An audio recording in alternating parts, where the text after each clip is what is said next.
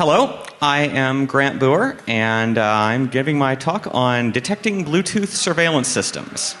So to first start off, a bit about myself. I do work in security, but I don't work in anything that has anything to do with Bluetooth surveillance systems, traffic control, or anything of the sort. So this is my own research and has nothing to do with my employer or their opinions. This is really a little project that came about from reading a news story. I saw something mentioning little white boxes by the sides of the highway and people wondering what they were. And someone pointed out they're Bluetooth sensors. Well, that's kind of an interesting idea. Why would there be Bluetooth sensors on the highway? And I think why this is in DC 101 is this is really a story of how do you go from I read something interesting in the news to, well, let's just build something and find out what it's doing. And put something together and see what happens. So what I did first was just start by, look around, look at the literature and see what is out there about why would there be Bluetooth sensors on the highways. And well, here are a couple of slides from the Federal Highway Administration. This is from the Wisconsin DOT, showing a Department of Transportation Bluetooth sensor. And you've got a field device with a Bluetooth scanner. It's a standard commodity Bluetooth dongle. It's not anything special. That's hooked up to a database server. And then it detects the Bluetooth-enabled devices in your car, whether that's your cell phone, the hands-free function of your car, Bluetooth headset you're carrying with you, whatever else. And it relays that back to the database server. And as we see in that second slide over there, the purpose of this is you detect a Bluetooth MAC once at one known location, then you detect the same MAC again later at another location. And now you know the speed of traffic between those locations because you know how far apart they are and you know the time delay between the MAC addresses. And that's why the DOT started putting these out there. And they're everywhere. Here we have an example of a little white box being installed alongside an interstate. You'll see a lot of the white box with a solar panel on top is probably the most common one you'll see. But it's far from the only one you'll see. These are all commercially available highway Bluetooth scanners. And some of them are remarkably commercial. And if you go to like TrafficCast's site, there are pamphlets, buy our Bluetooth scanners and put them on your highway. And they're advertising to government departments of transportation. And so I looked around for some of the research on this. And there's a research note from the Washington State Department of Transportation. And a couple of choice clips from that is the key advantages are the cost of the Bluetooth reader and that the MAC address collection device spans multiple lanes, providing a significant advantage over license plate readers that require lane-based detection. And in addition, Bluetooth-based travel time data collection systems are easy to install. Goes on to also talk about users not wishing to disclose their location can simply turn off the broadcast function on their Mac devices. We also have the state installing down at Joint Base Lewis McChord, which is an Army base or military base south of Seattle, installing these sensors in place.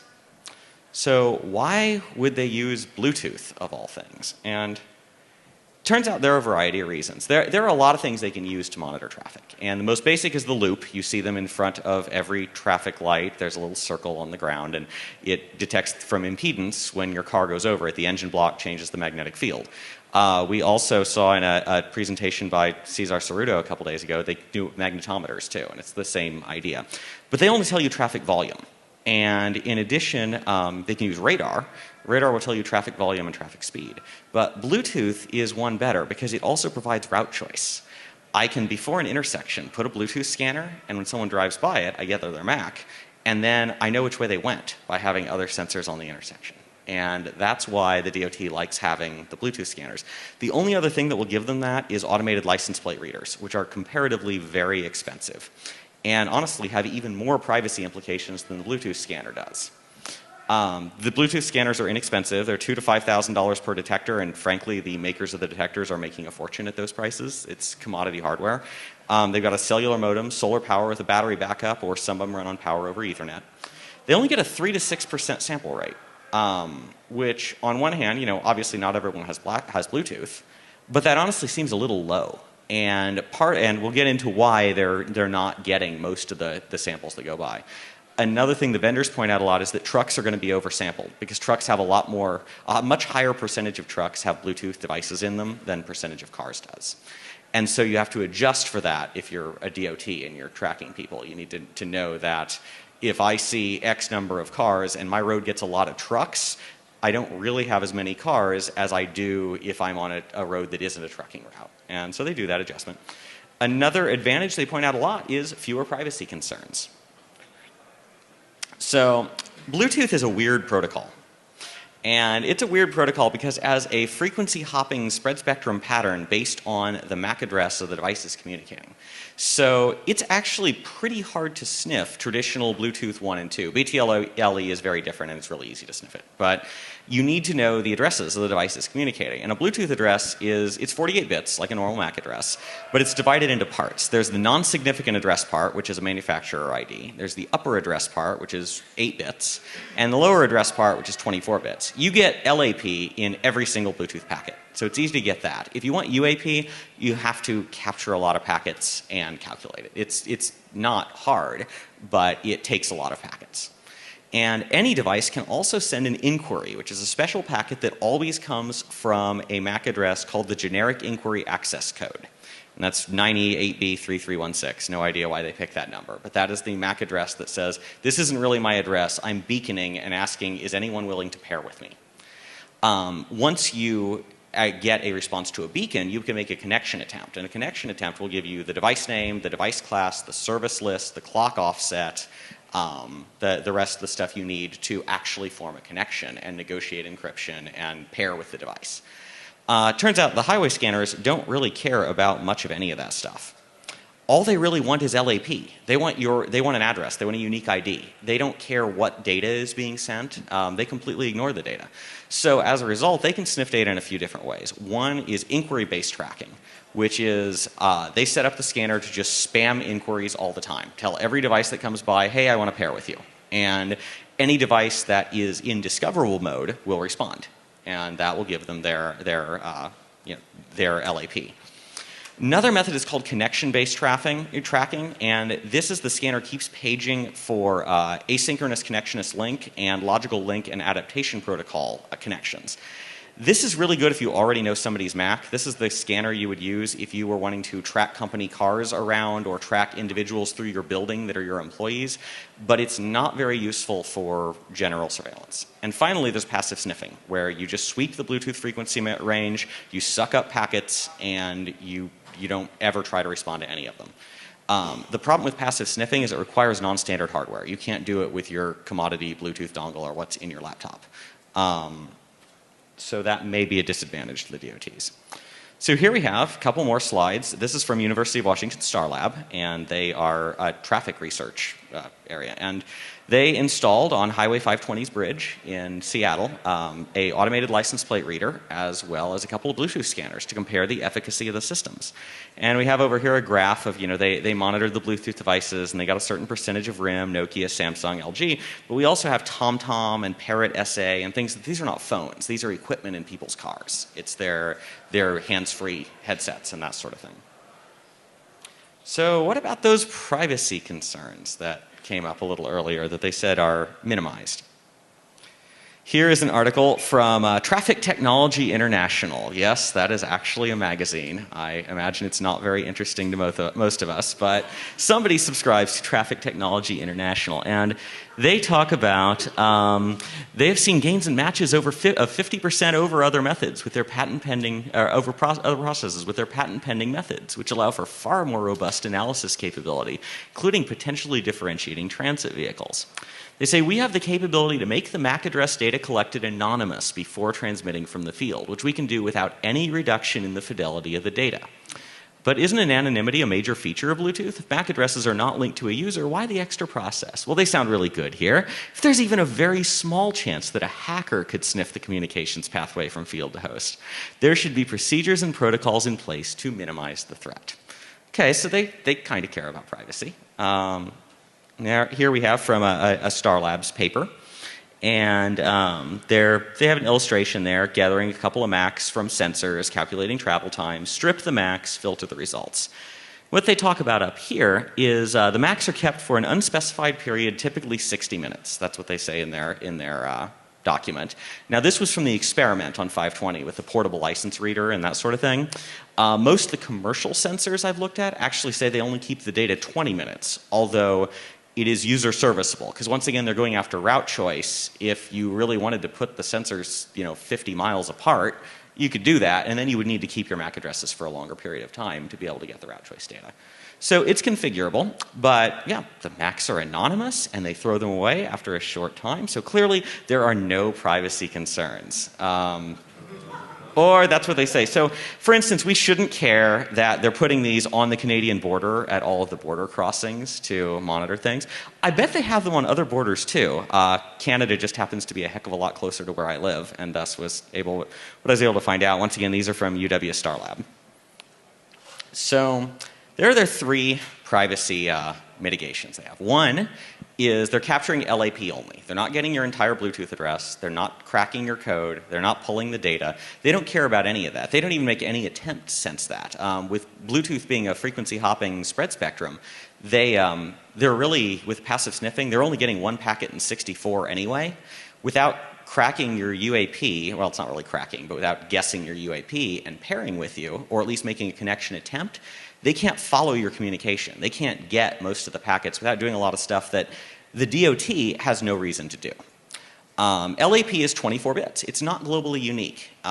There's many Bluetooth devices with the same LAP. There are only 16.7 million possible LAPs. Next thing they do is they anonymize it. But if you remember that little article in Traffic Technology International, they say that LAP, they anonymize it, but while preserving the fidelity of the data. So the anonymous LAP matches one-to-one with a non-anonymous LAP. Now they can hash before storing, and if they wanted to, they could do salted SHA-256. They can, use good hashing practices. Then finally, their last mitigation is limited retention. And the Starlab said 60 minutes. Commercial readers usually say 20 minutes is the default time. That's usually plenty because they'll put it before an intersection, they'll put it after an intersection, and so be it. That's all they need. So let's take a look at each of those privacy mitigations. So remember this? That little illustration of the manufacturers? Well, the manufacturers comes from NAP and not from LAP. So LAP does not permit manufacturer identification. So clearly, at least in their experimental reader deployment, they might have a little more than LAP captured, and not globally unique. 1 in 16.7 million is pretty unique for me in Seattle. There's one of me, there's maybe probably 2.5 million in the Seattle metro area, so there's only a 1 in 8 chance I match anybody, and I have more than one Bluetooth device. At that point, you've got a pretty unique signature of yourself. Now, once again, they're right that there is no central registry of Bluetooth MAC addresses, at least not that we know of. And you can't necessarily get at somebody's Bluetooth MAC and just look in the DMV database and see who they are. On the other hand, what it does mean is this data would be useful for targeted tracking of a person. If you know there's a person you want to track around town, you do some research in other ways. You get brought a shot of liquor. Just a minute.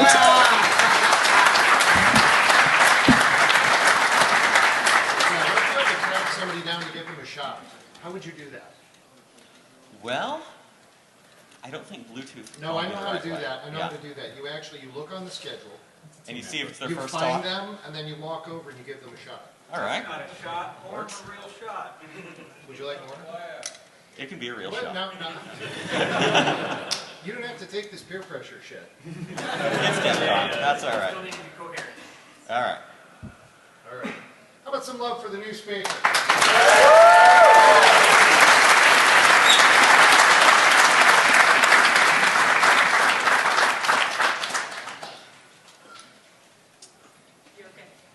Yeah, I'm fine. Back to tracking people. All right. Back to tracking people, or not tracking them. So, all right.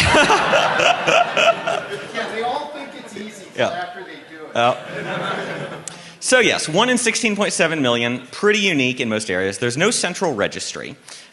But if you're already suspecting someone, if you're, say, the FBI or something of that accord, you can probably subpoena their cell phone provider and get their IMEI. And the phone manufacturer knows the serial number that goes with that IMEI, and the phone manufacturer knows the Bluetooth MAC that was put in by default by that phone. So if you're really tracking one person as a targeted attack, LAP is good enough. If you're trying to do dragnet surveillance, LAP is kind of useless. So anybody remember this? This is an interesting story. It's kind of unrelated, but not really. They talk about anonymizing your LAP. Well, this is from 2004, and this is the source code for the deck shuffling algorithm on partypoker.com. And they put this out to show how secure their deck shuffling algorithm is. And on the surface, it looks very fair. You're taking each card in the entire deck, you're randomly swapping it with another card, and you go through the entire deck this way. And that gives you 52 factorial possible combinations, a full deck shuffle, 225 bits of entropy. But wait, they're using the random function in Pascal, and random generates a 32-bit number. So there's only 32 bits of entropy going into their 225 bits of entropy. And they seeded it by calling randomize. Randomize is the number of milliseconds since midnight. That's only a 26-bit number. So there's really 26 bits of entropy. So even though they're shuffling the deck perfectly, there are only 68 million possible decks that this algorithm can output. So somebody made a card shuffling rainbow table where they generated all 68 million possible decks. And they get dealt their whole cards and say, oh, this was the first and second card out of the deck. How many of those 68 million start with these two cards? And then the flop comes out. Well, how many have those as cards 9, 10, and 11? And then they're down to one deck, and they can predict the entire rest of the deck. So the moral of the story is you cannot anonymize a 24-bit number. You can't take a 24-bit number and turn it into a 256-bit salted hash. Somebody could just try all 24-bit numbers and they'll hit it. It's trivial to brute force a number of that size on modern computing hardware. So that leaves us with one last bit of protection, and that is, well, they throw the data away. They only keep it for 20 minutes. The DOT collects it. They collect the data to do route choice and speed and traffic volume. They don't care who you are. They're not trying to track you. And then they get rid of the data. They're not sharing it with, intelligence agencies and police agencies and so on. They really have no reason to. They don't want this other data about you. So anybody remember this? This is Edward Snowden's slide. You'll note this smiley's face by SSL added and removed here of the Muscular project, wherein the data is encrypted to Google's front end, but then once it's in their data center, moving from data center to data center, it's in clear text. And the NSA just tapped their lines. And we have the same thing. The DOT may be throwing your data away after 20 minutes. Is everybody throwing your data away after 20 minutes? We can't really know if this data is stored with or without the cooperation of the DOT. So once again, it is a mitigation. I'm glad they're throwing the data away after 20 minutes. It's nice of them. But all of these are a bit limited in terms of how well they actually protect your privacy. It is creating a nearly nationwide tracking system. Now, I will give them one thing. The alternative to this is usually automated license plate readers. And those are much worse. They get way better than 3 to 6% car identification. And your license plate does map one-to-one to you in a clearly available database that any police agency can access. So if the choice is Bluetooth scanners or putting ALPRs everywhere, well, okay, yeah, they're right. There's no privacy concerns, at least relatively speaking. On the other hand, ALPRs cost 5 times as much. And thus they are less inclined to put them everywhere. Bluetooth scanners are pretty cheap. They're easy for them to deploy, so they're quite widely deployed. So this is what I could find out from reading the literature, but it turns out you can't just Google where are the Bluetooth scanners in my city. So that data is not really made public. So I thought, well, why don't I make a Bluetooth detector? And so I went on to making my own. And with Bluetooth scanning, first you have to get some equipment. Bluetooth transceivers, the typical dongle that you can buy anywhere, can send and receive, but they can only send beacons or send when they're paired. They don't have basically packet injection like we call it on a Wi-Fi card. Class 1 has a 100-meter range. You don't see a lot of those. Class 2 and 3 are 10 and 1 meter, and they're a lot more common. There are also commercial Bluetooth sniffers. These things are $10,000 plus. They will grab all channels. They're receive only. They don't transmit. There's still a single or dual antenna sweep. They won't grab all 64 channels at once. They just rapidly swap between them until you tell them, I'm interested in this Bluetooth device, and then they'll lock on and they'll frequency hop with it. But I didn't want to spend $10,000 on a commercial Bluetooth sniffer. Luckily, there's this lovely thing, which actually you can buy these down in the vendor room. This is the Ubertooth one, and it's a non-commercial Bluetooth scanner. It has all the capabilities I or a Department of Transportation would need to sniff up at least Bluetooth Max. 2.4 gigahertz transmit and receive, transmit power and receive sensitivity comparable to a class 1 Bluetooth device. So this thing's got a 100-meter range. Comes with a nice little 9 dBi antenna on it. So all I needed was a bit of hardware to attach it to. Have to use Linux because there are no Windows Ubertooth drivers. You could use a Linux VM. The problem is that Windows will not pass a USB device with no driver to the VM. So you actually have to get a copy of, there's a driver called WinUSB, which is just generic Windows USB support, and associate that driver with the Ubertooth, and then pass that into your VM, and it works. So my equipment for this at first was an old ThinkPad in the garage, alternately a VirtualBox VM, a copy of Ubuntu, an Ubertooth 1, a GlobalSat USB GPS dongle for $37 off Amazon, and a ASIO, which is one of those Chinese brands that doesn't actually exist and they just slap a random name on products, USB micro Bluetooth adapter, also class 1, for $16. And so set up my Linux PC, update it, install libUSB and the various USB drivers required, BlueZ, which is a really nice Linux Bluetooth stack. Download PyUSB, the Bluetooth baseband, the Ubertooth software, and finally Kismet, although you actually could install binary Kismet. You wouldn't necessarily need to build it all yourself, but you will have to build the Kismet plugin that associates with Ubertooth, so you might as well just download the source. You're going to need it anyway. Untar make and install all that, and this is kind of an older version of Kismet. It's 2013. It is actually the latest released version of Kismet is a year and a half old. There are newer ones available on GitHub, but actually for stability, you're kind of better off using the old one. Kismet is meant as a Wi-Fi scanner. It will work as a Bluetooth scanner, but it's kind of pushing it out of its element, so anything that stabilizes it is helpful. And okay, so now I have a computer that can sniff Bluetooth. That was all right, but I didn't really want to drive around with a computer on my dashboard all over the city for hours till the battery ran out and have to, go back and swap another one. So I thought, what would be cooler is if I had this on a little embedded system that I can just stick on the dashboard and plug into the cigarette lighter and do it all that way. So I built an ARM-based Bluetooth scanner. And let's show you a bit of that. So it was an inexpensive open source hardware platform, the Raspberry Pi. It's made for education purposes, basically to show you here's how you play with little embedded systems. It's an ARM processor. It's $35. You can probably buy them in the vendor room too. And it's got 2 USB ports, HDMI, audio, GPIO pins with SPI capability, and all sorts of things I don't need for a Bluetooth scanner. I also went ahead and bought a screen and an enclosure for it because I didn't want to drive all over town for 5 hours, then get home and find out I captured no data. So I wanted to actually have some kind of readout.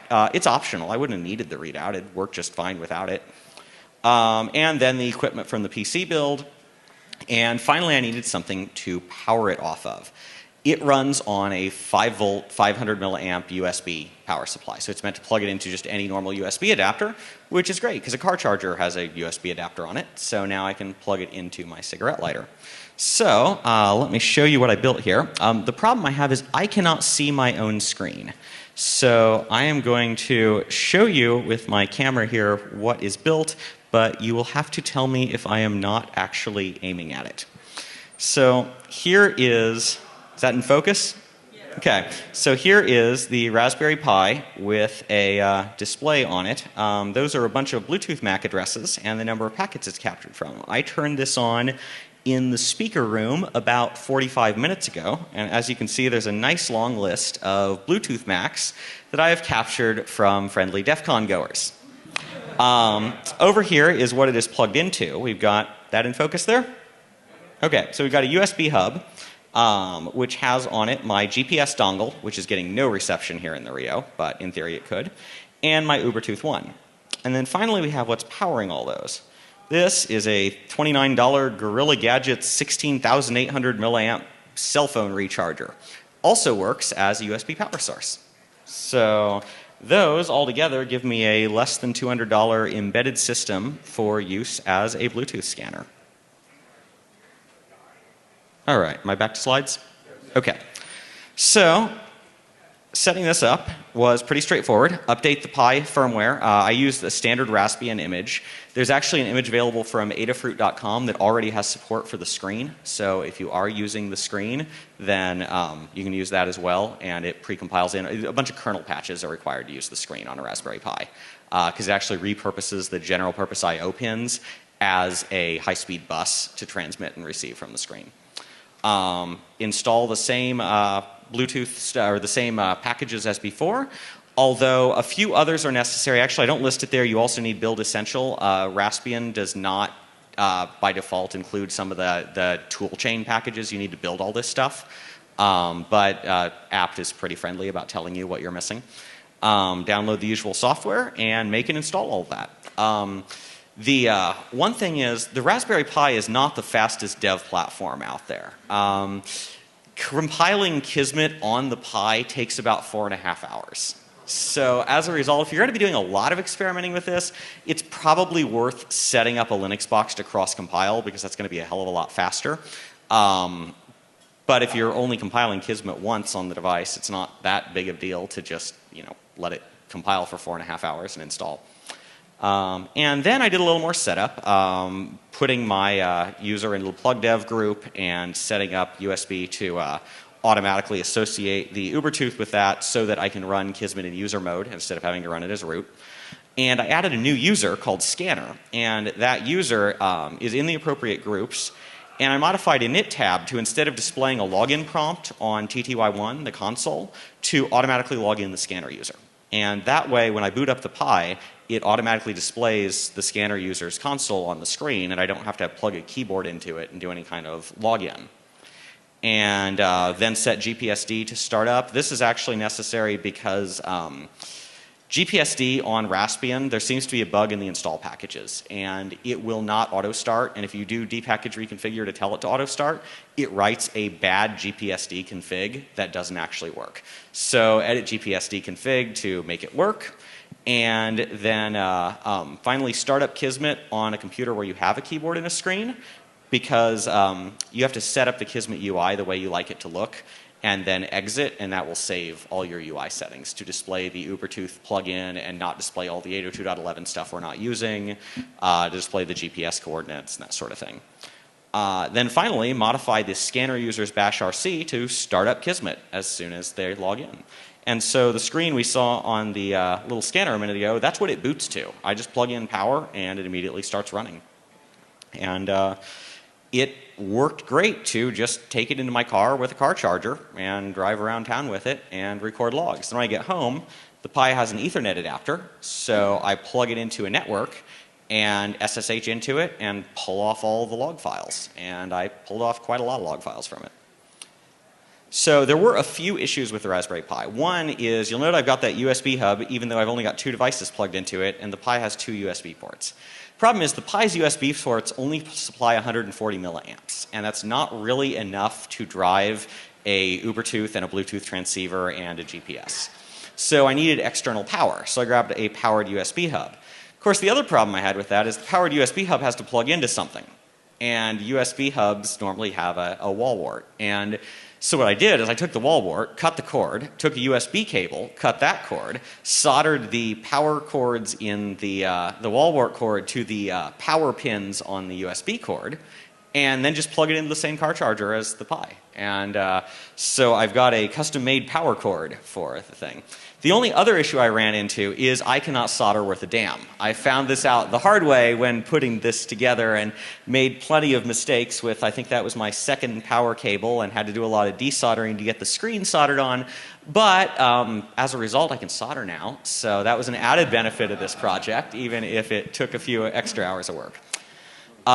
Finally, Kismet on Ubertooth and Kismet on the Pi sometimes crashes with this corrupted double linked list error. Usually happens right at startup. If it does crash, it's fine. You just run Kismet again, and usually it doesn't crash the second time. If it doesn't crash in the first 2 minutes, it usually doesn't. I actually wrote a script so that Kismet's client and server are started separately. And if the server goes down, it just cycles it and starts it up again, and then the client reconnects to the server, so that I, once again, don't have to have a keyboard, don't have to SSH in. The device just runs autonomously, and it recovers from its own faults. I also have been working with people on GitHub to try to figure out what exactly this bug is, because it doesn't just happen on Raspbian. It happens on Kali also. And that's a platform they would really like Ubertooth to work properly on. And it's weird, because Kali is based on Ubuntu, and it works great on Ubuntu 12.04.4 and 14.04, and it doesn't work on Kali. And we don't seem to be able to figure out why. So thanks to Dominic Spill for his help in debugging this, even if we have not quite figured out how to get it 100% reliable yet. But the fault-tolerant script works, so I'm still able to gather data. So we can scan with Ubertooth Scan, which performs an inquiry scan, sends out beacons. That needs both an Ubertooth 1 and a Bluetooth transceiver. That'll tell us the lap only, nothing else, just lower address part. Or we can use Kismet, which will passively monitor all frequencies, takes only the Ubertooth 1, and it logs GPS coordinates constantly as well as logging our data packets. So that's what I use for most of my data gathering, because I need coordinates. I need to know exactly where I observed all these Bluetooth addresses. It's a continuous sweep. It will miss things because it's only getting one packet in 64 from each connection. And if it gets enough packets to guess UAP, it will do so. So I have UAP on some of the addresses I captured and not others. The amount of time an inquiry scan needs to be sure it got everybody is 10.24 seconds. So if I'm going at highway speeds, about 60 miles an hour, that means 268.2 meters of driving in order to be sure I caught everything around me. A class 1 transceiver is 100 meters. It should be mostly enough to get at least the great majority of devices, but I have to accept that I'm not going to get everything unless I drive by over and over and over again. So then we get to the results. First of all, after I got all those logs, I loaded them into Wireshark in order to parse the Kismet logs and basically dump everything but the MAC address, because I don't care about the data. I don't need the contents of the packets. All I really want is the Bluetooth addresses. So dumped all that to a ridiculously massive CSV. Was very happy to have Excel 2013, because the 32-bit versions of Excel would have choked on my 16-gigabyte spreadsheet. The 64-bit version was not delighted by it either, but it was able to work with it. So, and here we have a whole bunch of packets from, you will notice, 9E8B3316, the generic inquiry access code. So these are beacons that were picked up. And then I mapped them all out on Google Maps. So these are areas on the Seattle highways that are showing recurrent inquiry activity. So these are, I found a emitter of Bluetooth inquiries on every pass of these locations, implying that there is a stationary Bluetooth source. Now, yes, it could be somebody semi pulled off the side of the road for 5 hours. I can't rule out the possibility that these are not scanners. These are happens to be stationary Bluetooth sources that are trying to pair all the time. It seems maybe a little unlikely, but it is circumstantial evidence. The other thing is these locations match expected spots for route choice tracking. If you look at where they are, we've got the on-ramp to a highway over in Redmond. We've got a place before the highways diverge up on the north side of Seattle. Likewise, we've got a couple of places on the south side of Seattle just before major intersections with high traffic. We've got a couple downtown between I-520 and I-90, which are the main thoroughfares across the bridge. They're places I would expect the DOT to want to put scanners. So combined with that, that's what we got. This said, there are not as many as I would expect. So I have probably missed a fair number of them. I also did not spend all week driving around Seattle. So I could probably gather more if I spent more time gathering data. Well, that tells me with inquiry scans, but what if they're not doing inquiry scans? What if they're doing other types of Bluetooth scans? So I loaded in the data of all the MAC addresses, not just the inquiries, and looked for what's the first time I spotted this, what's the last time I spotted this, how far apart are they in hours, and if they were more than half an hour apart, then in the same location, that is a stationary source. So I looked at all the ones I spotted more than an hour apart from themselves, and then calculated the Haversine distance between those locations. Haversine distance is distance across the surface of the sphere. It's the way you calculate distance if you have GPS coordinates. And I found a variety of them that had a very small Haversine distance and a very large time difference, once again implying a stationary Bluetooth emitter. And they tended to look like this. We had multiple areas where an address was found for less than 200 in a less than 200 meter area on multiple passes around the highways. I'd show you a map of these, but honestly it looks a whole lot like the other map did. They were for the most part a subset of the inquiry stand locations. I saw them at the same places. What this means, I'm not sure. They could be using multiple transceivers.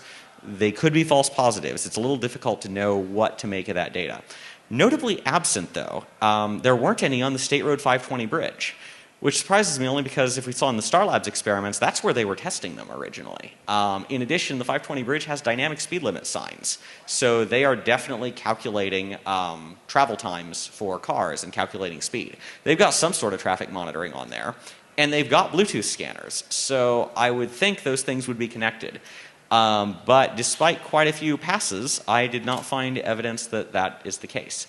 This said, unlike when they were doing the experiments, the 520 bridge is a toll bridge now, and that means people have toll passes. So they may have just switched to using the electronic tolling sensors and abandoned doing Bluetooth sensors on that bridge now that they've got a potentially more reliable and more uniquely identifiable way of tracking it.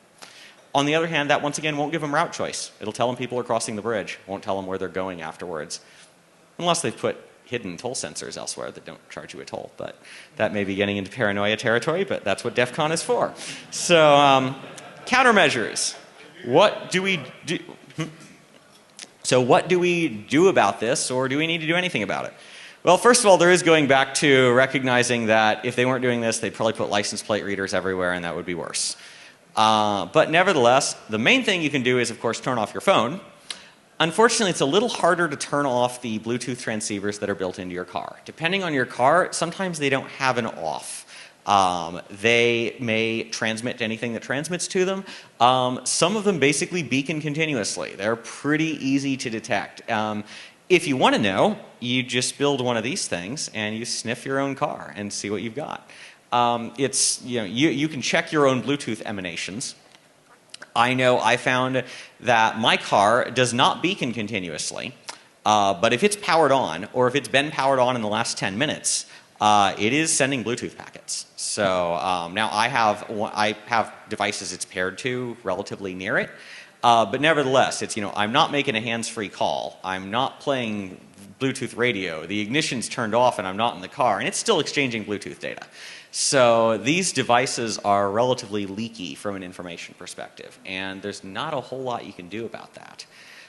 This said, this kind of leaking requires passive scanning and not the inquiry scans, which are probably what most DOTs are using. If I look at the commercial products, that's mostly what they're doing. If you kind of read between the lines of what the capabilities are, and they talk about, only finding discoverable devices, inquiry scans only find discoverable devices. Passive scans will find all devices. Well, all devices aren't turned off. The other thing you can do that's kind of interesting is you can be someone else. I can run my sniffer and look at all those nice LAPs I got. And if I know who one of them belongs to, I can this sniffer works just as well as a spoofer. As a spoofer. I can plug in a couple of Bluetooth dongles, and then with BlueSmash tools, which are included in Backtrack and Kali, common open source security tools, just change my Bluetooth adapters to spoof other Bluetooth Macs of my choice. And then I just pair them off with each other so they'll start leaking data everywhere and drive around, and now I can be someone else. If this is being used as a surveillance system, if they are tracking people this way, I can lay a false trail. And with my one device, I can lay a false trail of as many devices as I want. If I know somebody's car has got 5 Bluetooth devices in it, that's fine. I've got a hub. I can plug in multiple transceivers and leak all the data I want. And so, yeah, you can duplicate multiple addresses with multiple transceivers. So that's where my current state was. I do have a little bit of follow-up ideas for what I'm going to do with it next. One is, now that I've got these stationary locations, I'm going to go to them and try to pair with them. Because if I make a connection attempt and they are commodity Bluetooth hardware, they should give me their manufacturer and their service class and all the other data necessary to negotiate a connection. I don't need to actually connect to them. But I'm curious, because once again, if they all have the same manufacturer, that's another piece of evidence that, yes, these are probably scanners and not just some truck parked by the side of the highway. So that is my current state. So do we have any questions? Yes? You talked about how the DOT says they're only taking 3 to 6%. Is there any way to know that's actually what they're doing as opposed to just putting the dragnet out and capturing 100%? So the question was, is there any way to know they're actually only collecting 3 to 6% and not capturing a dragnet? Well, truth is, they're trying to capture a dragnet. But that's part of the evidence that they're doing inquiry scans. Because if you're doing inquiry scans, you only get discoverable devices, and most devices are not discoverable. Also, because of the frequency hopping spread spectrum, you're only getting one packet in 64. So that's where that 3 to 6% comes from. It's not that they're trying to do sampling or trying to protect privacy. It's that the scanning methodology they use loses a lot of packets. And because the DOT is just doing statistical analysis, they don't care. They don't have any incentive to capture more packets. They don't have any incentive to make the system better. That's good enough for them. So really the only evidence we have is the kind of assume that DOTs have fixed budgets and they're not going to spend money on stuff that doesn't actually improve their mission. Unless the NSA wants to pay for it, the NSA probably has to take what they can get from them. So, oh, yes? What did you call that tool that was built into Kali and Backtrack? Tool built into Kali and Backtrack? Well, let's see. There's the Ubertooth tools in Kismet, but you may be thinking of BlueSmash tools, which include a command line Bluetooth MAC changer. This said, you don't even necessarily need that. The BlueZ library, that's the key Bluetooth library of Linux, will allow you to specify MAC addresses to your devices. I think you may even be able to do it with HCI tool. I'm not certain about that, but they're, on Linux, Bluetooth MACs are user programmable. You can set that. It's actually kind of nice because the BlueZ stack was basically Linux's Bluetooth support was written open source from the start. So a lot of the great stuff that we had to clone drivers in the Wi-Fi world to manage to get to work was just built in there from the ground up on Bluetooth. So it's been quite convenient for people like me. So. Anything else? Have you looked Yep. at how the devices communicate with each other? How the scanners communicate with each other? I've not looked into that. Like I said, they said either Ethernet or cell modem is the way all of the manufacturers I looked at advertise the communication.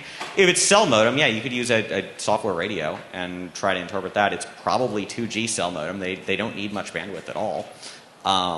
If it's Ethernet, obviously, it's a little harder to tap. There's a question over there? So with Wi-Fi, we have acknowledgement frames to acknowledge other social frames. Is there some similar mechanism in Bluetooth where you can stimulate social frames and respond?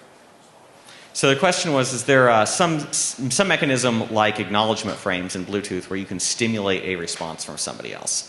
And yes, there is. In fact, the Ubertooth scan tool does basically that. It spews out a bunch of packets to get responses from things.